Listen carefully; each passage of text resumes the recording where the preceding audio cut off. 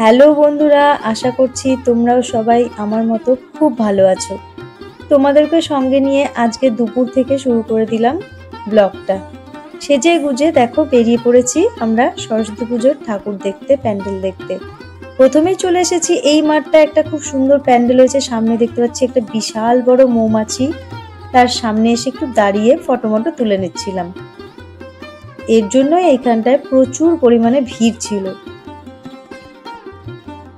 চলো এই প্যান্ডেলের ভেতরে ঢুকে দেখা যাক ভেতরটা কিরকম করেছে।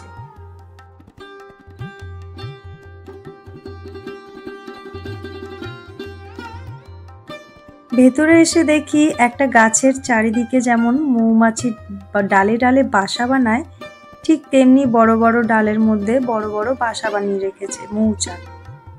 আর চারিদিকে থার্মোকলের সরু সরু প্লাস্টিক মতো কাগজ দিয়ে সুন্দর সাদা সাদা রঙের ডিজাইন করে প্যান্ডেলটা ভেতরটা বানানো।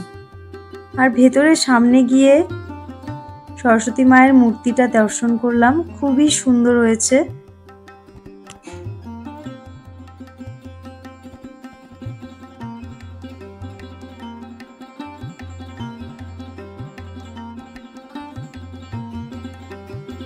এইদিকে প্যান্ডেলের একটা ডিজাইন খুলে পড়ে গেছিল, সেটা আমাকে শান দেখাচ্ছিল।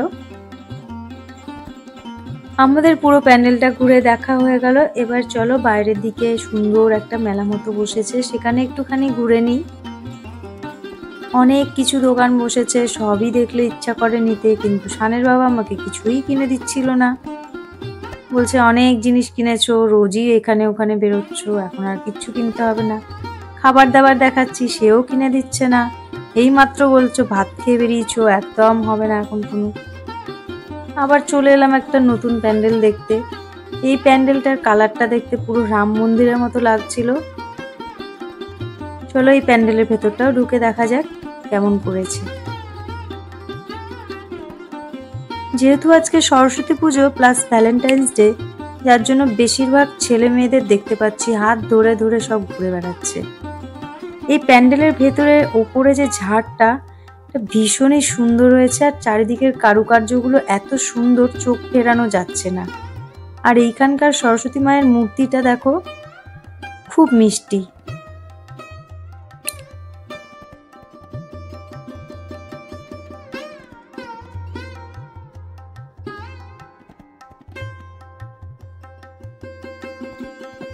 নিজে নিজে কাপড় পরেছি, জানি না কেমন হয়েছে, চুলটা বাঁধা বিশেষ করে কেমন হয়েছে তোমরা একটুখানি কমেন্ট করে বলো। কোনো রকম ঘুরিয়ে পেঁচিয়ে একটা খোপা করে পাশে দুখানা ফুল লাগিয়ে চলে এসেছি ঘুরতে। ঘুরতে বেরিয়েছি, ফুচকা খাবো না সেটা তো একদম চলে না। ভাত খেয়ে বেরিয়েছি বললেই হবে?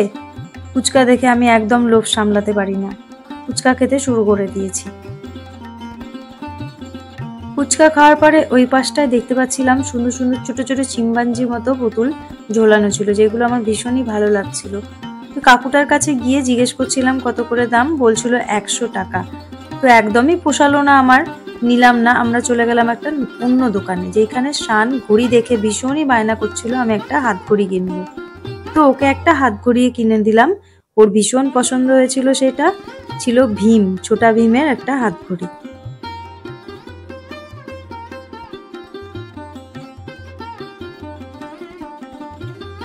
চারিদিকে আমি যাকেই দেখছিলাম সবাই আজকে বেশিরভাগ হলুদ ড্রেস পরে এসেছিল, কারণ আজকে সরস্বতী পুজোর দিন বেশিরভাগ সবাই হলুদ ড্রেসটাই পরে।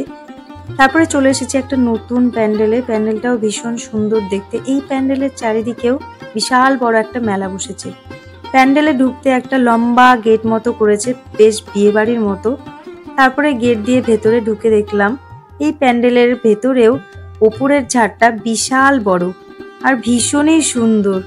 এত সুন্দর চারিদিকের কারুকার্য, অনেকক্ষণ ধরে দেখলেও যেন মন ভরে না। তারপরে মা সরস্বতীর মূর্তি, সেইটাও ছিল ভীষণই সুন্দর। তারপরে চলে এলাম আমরা একটা আচারের দোকানের সামনে। অনেক বড় আচারের দোকানটা ছিল, আর অনেক ধরনের আচার ছিল, যেইখানটায় আচারগুলো দেখলে সবকটাই ইচ্ছে করবে নিয়ে খাই। আচার মানেই তো জিভে জল আসা, বিশেষ করে মেয়েদের। তো আমারও ঠিক তাই হচ্ছিল, কিন্তু দেখছিলাম শুধু, খাইনি। শানকে দেখেছো কেমন হিরো স্টাইলে বসে আছে আমার এখানটায় পাশে। তো আমরা চলে এসেছি শানের বায়নায়। ও অনেকক্ষণ ধরে বলছে মোমো খাবে মোমো খাবে। আমি বলছি একদম মোমো টোমো খেতে হবে না, এইমাত্র ভাত খেয়ে এসেছো। তাও ওর কোনো রকম বায়না যে শুনতে হবেই, যার জন্য দুটো চিকেন পকোড়ার অর্ডার দেওয়া হয়েছিল। ও চিকেন পকোড়া খাচ্ছে আর আমি বসে বসে দেখছি, কেন আমার খেতে একদমই ইচ্ছে হচ্ছিল না। আমি সবে ভাত খেয়ে আবার ফুচকা খেলাম কয়টা। ও খাবে, ও খাক, আমি বসে বসে দেখি। আর ভীষণ ঘামাচ্ছিল, ওয়েদারটা আজকে বেশ গরম গরমই।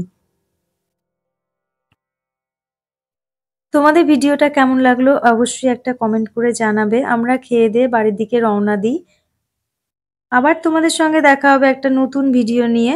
ততক্ষণ তোমরা সবাই খুব ভালো থেকো। টাটা।